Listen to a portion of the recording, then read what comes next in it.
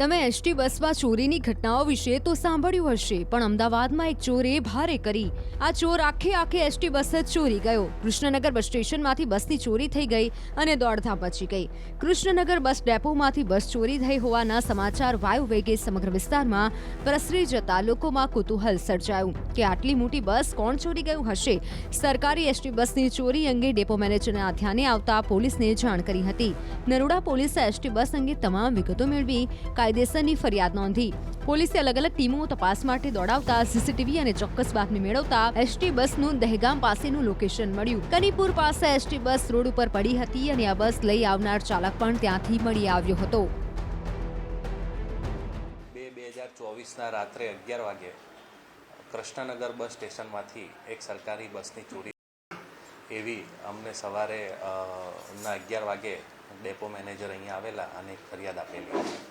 જે ફરિયાદના આધારે અમે તાત્કાલિક તપાસ ચાલુ કરતા ફરિયાદના અનુસંધાને જે વ્યક્તિ બસ લઈ ગયેલ છે તે તુષાર હેમંત ભટ્ટ કરીને કઠલાલ તાલુકાના કનીપુર ગામ છેવાડે બસ એને મૂકી છે એવી હકીકત અમારા ટીમને મળેલી. ટીમ તાત્કાલિક ત્યાં પહોંચી અને બસ અને તથા તેના લઈ જનાર આરોપીને ત્યાંથી એરેસ્ટ કરી.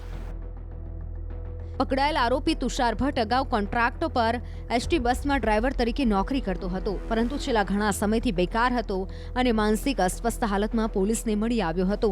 મહત્વનું છે, નશાની હાલતમાં તુષાર ભટ્ટ પોલીસને મળી આવ્યો અને બાદમાં બસ સાથે તેને પોલીસ સ્ટેશન લાવી પૂછપરછ હાથ ધરવામાં આવી. પોલીસને પ્રાથમિક પૂછપરછમાં એવું સામે આવ્યું કે આરોપી તુષાર ભટ્ટ જ્યારે એસટી ડેપો પાસે ગયો ત્યારે એસટી બસમાં જ ચાવી લાગેલી હતી અને જે આધારે તે બસ લઈ ગયો અને નીકળી ગયો.